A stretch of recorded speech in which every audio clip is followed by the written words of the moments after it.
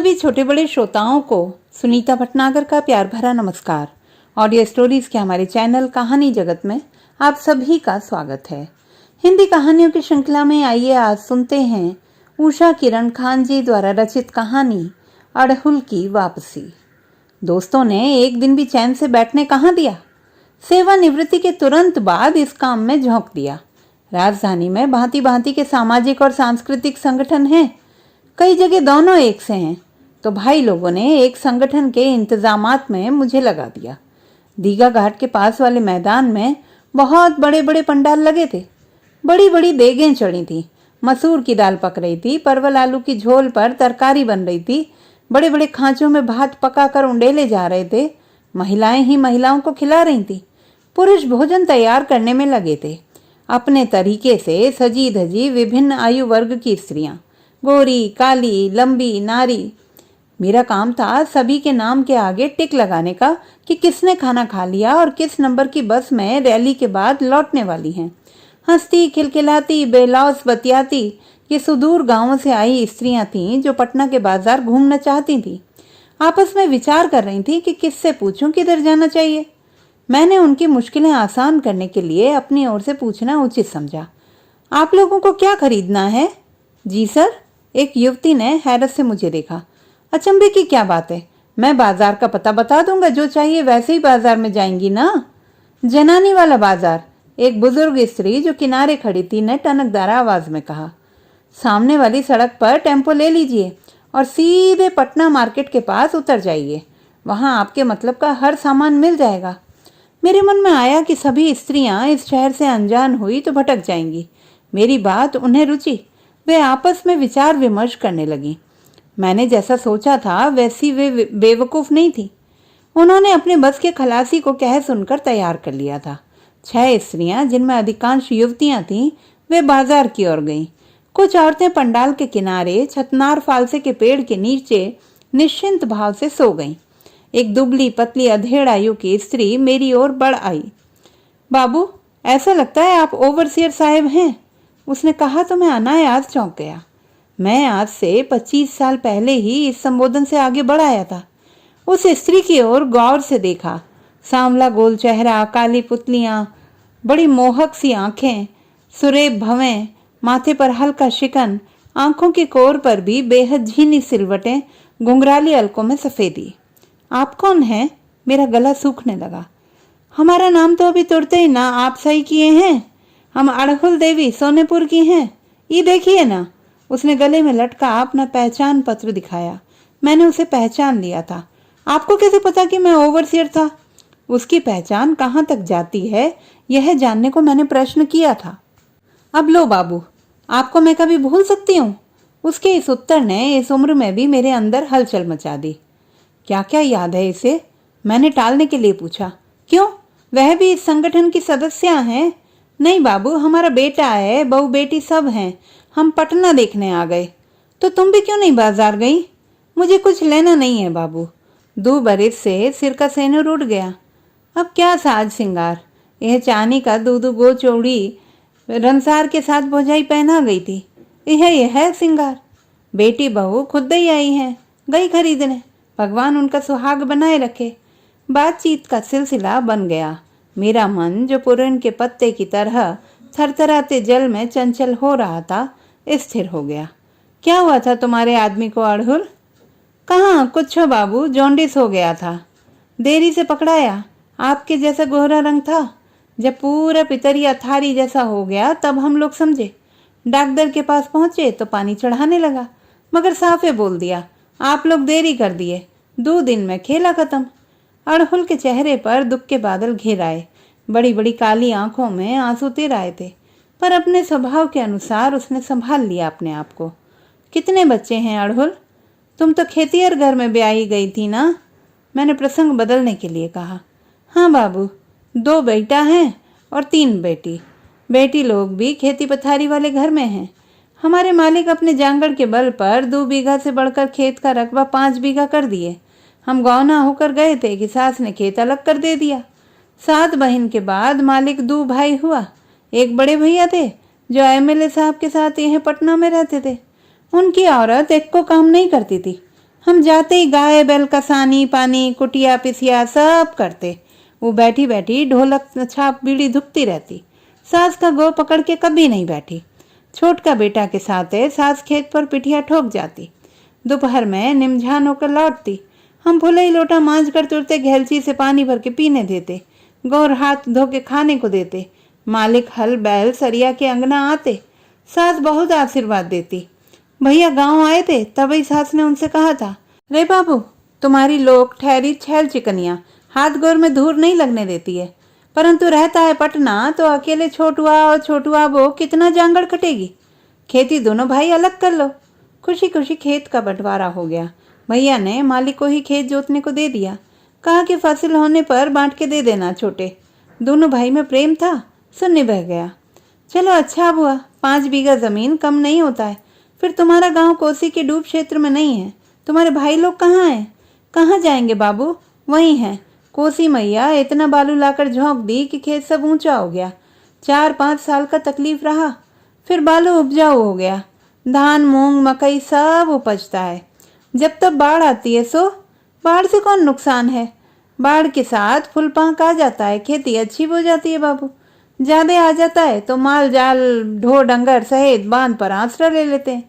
कौन पक्का मकान रहता है हम लोगों का? 10वीं के ढोल बजने तक गांव फिर आबाद। कहीं कहीं तो पक्को घर देखा है। भरा भुरू के कोई कोई बना रहा है। कृपा कोशिका महारानी की। तुम्हारे बच्चे कहाँ रहते हैं? तीनों बेटी ससुरबास हैं। एक बेटा पुरैनिया तरफ स्कूल में पियून लगा है। दूसर का गांव में खेती करता है। अभी छोटी बेटी सबिया और बहू डिम्पल बाजार गई है ना। ओ बेटी बहू, या तुम पंचायत में खड़ी नहीं हुई? ना, खेती से फुर्सत नहीं है। बड़की बहू को 7 बेटी हुई। उसका ब्याह करते करते जांगड़ थक गया। क्या पॉलिटिक्स करेगा? छोड़िए बाबू, अपना बताइए। कहीं को बाल बतरू हैं? मलकिन जी कहाँ हैं? घर कहाँ बनाए? उसके इस आत्मीय प्रश्न ने मेरे अंदर एक आलोड़न पैदा कर दिया। एक मिले जुले मनोभाव की गिरफ्त में मैं फंस गया। सीधी रेखा की तरह चलती जिंदगी का त्रासद अंत मुझे हिला गया था। किसी तरह संभला था, पर इसके प्रश्नों ने सारे के सारे जख्म कुरेद दिए। सामने टेबल पर रखे जग से मैंने पानी का गिलास भरा और एक सांस में पी गया। गर्मी शुरू हो गई है बाबू। पछवा का झोंका गला सुखा देता है। छने छन प्यास लगता है। उसने गर्दन घुमाकर चारों तरफ देखा। अमराई में मंजर लदे थे। मैंने उसके प्यास बोलने पर गौर किया। वह बेहद सामान्य भाव से बोल गई थी, लेकिन उसका यह कहना मेरे जख्म पर मरहम सा लगा गया। मैं भी उसकी तरह निसंग होने की कोशिश करने लगा। मेरे 2 बच्चे हैं। एक बेटी जिसकी शादी हो गई, वह अमेरिका में है। एक बेटा है, उसकी शादी होने वाली है, वह भी अमेरिका में ही रहता है। यहाँ हम अकेले हैं। काहे बाबू, मलकिनी बेटा के साथ हैं? सतमसत एक उम्र में अपना जन्मल ज्यादा प्यारा हो जाता है। नहीं अड़हुल, वह नहीं रही। मुझे अकेला छोड़कर ऊपर चली गई। मैंने उंगली ऊपर उठाकर कहा, हैं क्या हुआ था बाबू? अड़हुल के चेहरे पर पीड़ा का भाव था। मैंने उससे अपनी पत्नी शालिनी की असाध्य बीमारी की कथा सपाट ढंग से सुनाई। जितना खर्च करना था मैंने किया। जहां जहां ले जाना था ले जाया गया, परंतु पेट का कैंसर 3 माह के अंदर उसे मुझसे और अपने लाडले बच्चों से दूर ले गया। उसके जाने के बाद ही हमने बिटिया की शादी की, उसे विदा किया। बच्चे मेरे अकेलेपन को लेकर बेहद चिंतित रहते हैं। मेरे इस संगठन में अपने मित्र कन्हैया जी के साथ लगकर काम करने से वे थोड़े निश्चिंत हो गए। मैंने सब कुछ तो अड़हुल को बताया, परंतु ये नहीं बताया कि उसके ससुराल जाने के बाद कितना टूट गया था मैं। उस भोली भाली समर्पिता को मैं दिल से चाहने लगा था कि न दिन को चैन न रात को नींद आती थी। नौकरी से छुट्टी लेकर मैं घर बैठ गया था। चाचा जी ने डॉक्टर को दिखाया कि उन लोगों को भ्रम हो गया कि कोसी के किसी कीड़े ने काट लिया है। मैं चुप रहा, क्योंकि उस कीड़े के कांटे का इलाज डॉक्टर के पास नहीं था। मैं हतवाक होकर अड़हुल की बरसती हुई आंखें देख रहा था। अपना दुख सुनाकर वह स्थिर थी, पर मेरी त्रासदी ने विचलित कर दिया था। जब वो ओवरसियर साहब हम लोगों का नाम पूछकर कागज पर सही कर रहे थे, तभी हम उनको पहचान गए। भीड़ भाड़ में कुछ पूछना नहीं चाहते थे। मन में यह लालच भी था कि वे अपनी तरफ से ही मुझे पहचान लें, लेकिन सो हुआ नहीं। होता भी कैसे? 25-30 साल बीत गया है, शायद उससे भी ज्यादा। कैसे कोई पहचान लेगा? जब साहब हमारे गांव में देवदूत बनकर आए थे तब हम लोग वयस्क थे। यह 15-16 साल के थे। साहेब भी दुबले पतले नौजवान थे। बाढ़ में इलाके भर के गाय भैंस आदमी औरत को बांध पर पहुंचाए। रह गई मेरी नानी और हम। रात हो गई थी। कोसी की बांध की तरह हमारे तन मन के बांध भी टूट गए थे। कुछ दिन हम शर्म से भागे मांगे रहे। फिर गौने का दिन धरा गया।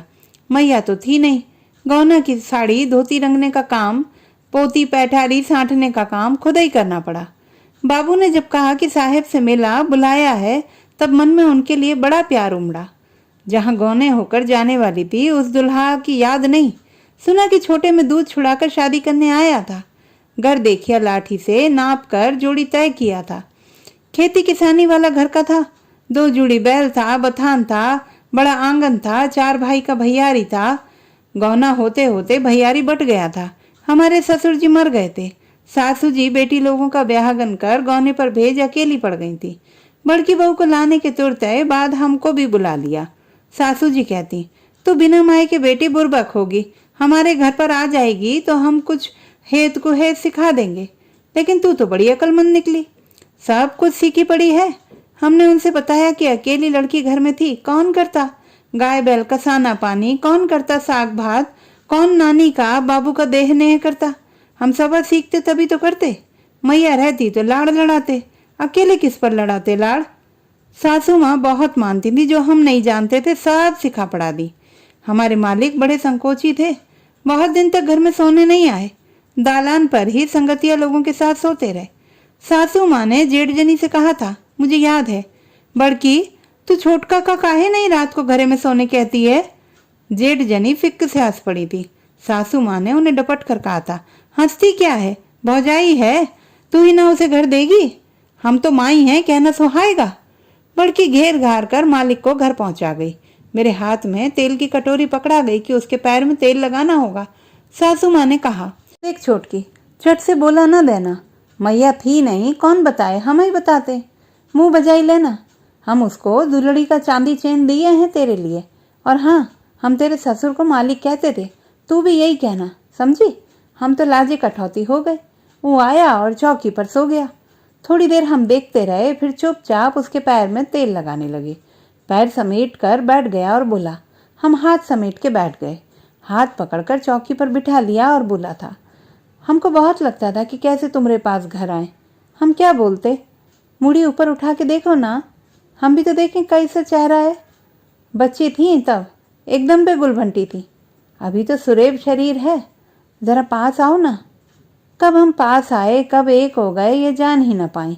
घर घरुआर में कहाँ जान पाई कि कब 3 गौ बेटी और 2 गौ बेटा हो गया। जीभ दांत कुंचा गया।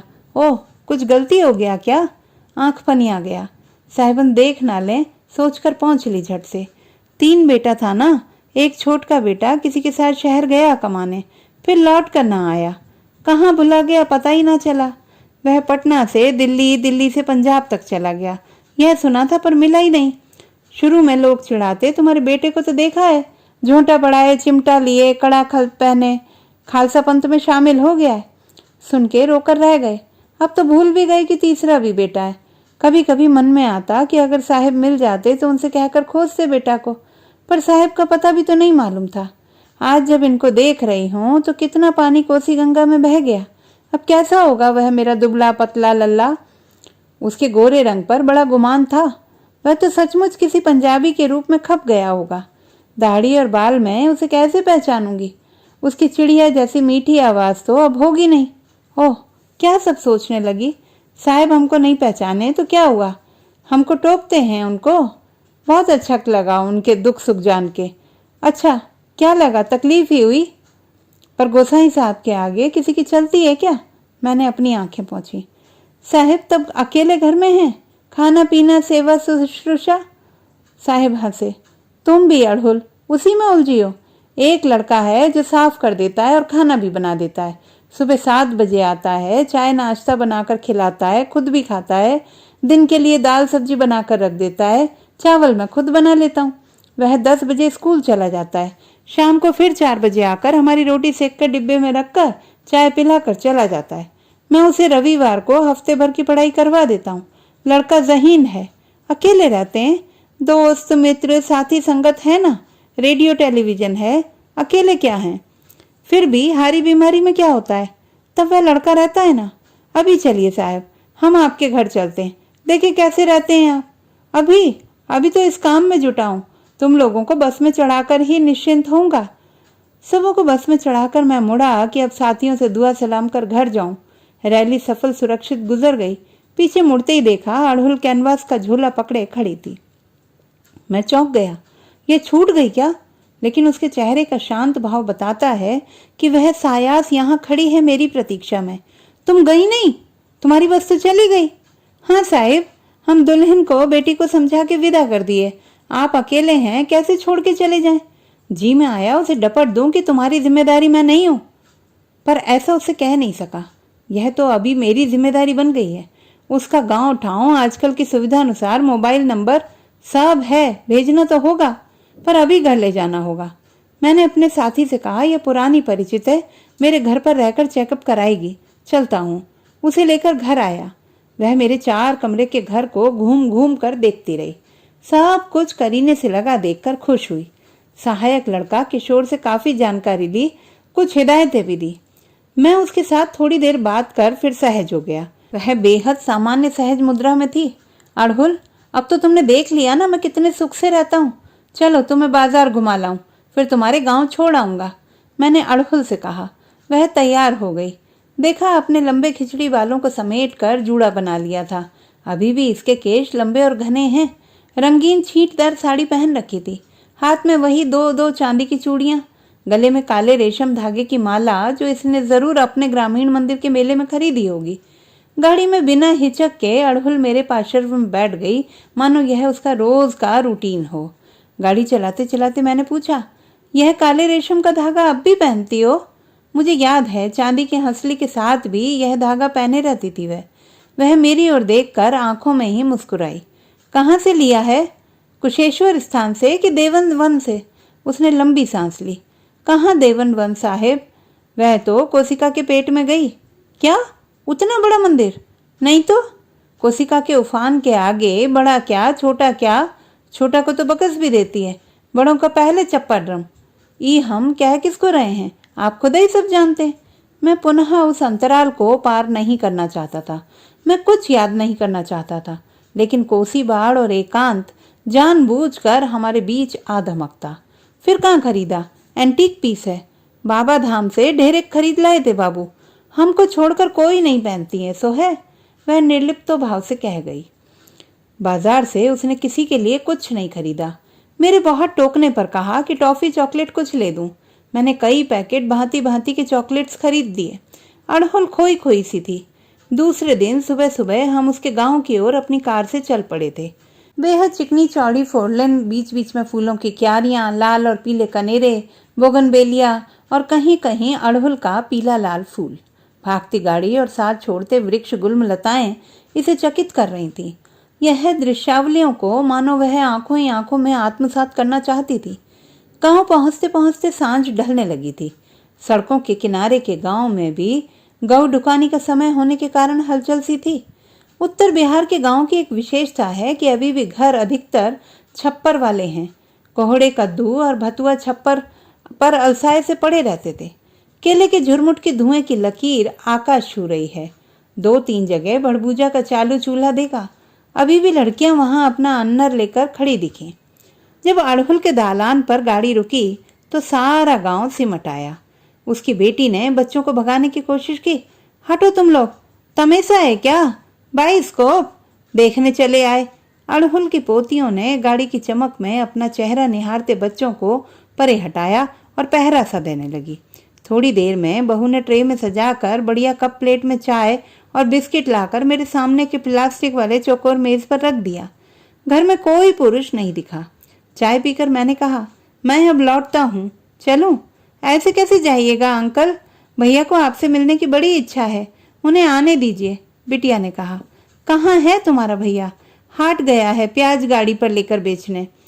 आता ही होगा, हमारा बैल घर मुँहा खूब रमक कर चलता है। फिर भी बेटा बैल तो बैल हैं, मुझे देर हो जाएगी। आपको आज कौन जाने देगा? हम लोगों का मन मानेगा क्या? अरे क्या कहती हो? लेकिन मेरी एक न चली। दालान की कोठरी में मच्छरदानी लगाकर, नई चादर बिछाकर, नई तकिया गिलाफ लगाकर उन्होंने मुझे वहां रुक जाने सोने को बाध्य कर दिया। अड़हुल का बेटा गांव के खादी भंडार से नई लुंगी और गमछा लेता आया। भागने की गुंजाइश ही न छोड़ी। घरों में नया नया शौचालय बना था। मैं उनके आतिथ्य से एक बार पुनः भाव विभोर हो गया। अड़हुल महियसी सी बैठी सब पर नजर रख रही थी। तुम्हारा गांव तो आधुनिक हो रहा है बेटा, मैंने आह्लाद से कहा। कहाँ अंकल, स्कूल में ठीक से पढ़ाई नहीं होती, नहीं खाना मिलता है, वह भी एक हाई स्कूल तक नहीं बनी है अभी तक। हमारे गांव से एक भी औरत आंगनबाड़ी सेविका, सहायिका नहीं है, न आशा कार्यकर्ता है। बहुत लड़ झगड़ कर एक पंचायत मेंबर है, क्या आधुनिक होगा? बेटे ने एक सांस में दुख बयान कर दिया। हमारी संस्था तुम्हारे यहाँ आकर जरूर कोई ना कोई केंद्र खोलेगी, मैं कहूँगा। तुम लोग जागरूक हो और अधिक हो जाओगे। सरकार पर निर्भर रहने की बहुत जरूरत नहीं है। आप भी आएंगे ना? बेटा उत्साहित था। उसका अपना कोई स्वार्थ नहीं था, वह अपनी किसानी से सुखी था। उसके घर की स्त्रियों ने भी 5वीं पास कर लिया था, यह गौरव की बात थी। कभी कभी आ सकता हूँ। मेरे मन में था कि सेंटर का इंचार्ज मैं ही क्यों न रहूं, परंतु इस सारी बातचीत में शामिल अड़हुल ने एक बार भी आग्रह नहीं किया। वह एक बार की निस्संग निर्लिप्त सी बैठी रही। मैं सुबह के नाश्ते के बाद झटके से उठा और चल पड़ा। घर पहुंचते पहुंचते मेरे अंदर सालों पहले की अड़हुल जाग कर बैठ गई। मेरा रोया इस उम्र में भी खड़ा होने लगा। कलेजा धक धक करने लगा। यह क्या हो रहा है? साहिब के बगल में बैठी 3 घंटे से मैं नया जन्म नहीं, पुनर्जन्म लेने लगी। हाय राम! जब उन्होंने कहा कि वे लौट जाना चाहते हैं तो राहत की सांस ली, लेकिन ये बच्चे भी ना अंकल अंकल कहकर उन्हें रोक दिया। आपका स्वागत किया तो ठीक है, पर मेरा मन चंचल हो रहा था। मेरा भोला भाला बेटा उनसे यहाँ रहने की, केंद्र खोलने की सिफारिश कर रहा है। मैं तो पागल हो जाऊंगी। साहिब की मंशा क्या है नहीं मालूम, वे भी केंद्र खोलने की बात पर हामी भर रहे हैं। उनके लोग बहुत दिन से आवाजाही करते रहे हैं, अब ये रहकर इलाके का हेतु देखेंगे। अपने मन में सोच रही हूँ कि अगर ये रहने को तैयार होंगे या ज्यादा आवाजाही करेंगे तो हम पुरैनिया दूसरे बेटे के पास चले जाएंगे। काहे तो मन घबरा रहा है। साहिब गाड़ी पर बैठ गया, वह नजर हमारी ओर देखा, हाथ उठाकर बोला, अच्छा नड़ुल, हम जाते हैं। तुम्हारा गांव, घर, बच्चे सब याद रहेंगे। जल्दी ही लोग आएंगे केंद्र खोलने। मुझे बच्चों के पास विदेश जाना है। अपने आदत के अनुसार हमने आंचल से मुंह ढक लिया। जानते हैं क्यों? इस गांव में बाल बुतरू के सामने नाम धर के पुकारे इसीलिए। यह मेरा नैहर थोड़े है ना। लेकिन जी हलकाम हो गया। गाड़ी नजर से दूर चली गई। तो दोस्तों, ये थी हमारी आज की कहानी। आपको कैसी लगी कमेंट बॉक्स में लिखना ना भूलें। चैनल को सब्सक्राइब करें, लाइक करें और मित्रों के साथ शेयर करें।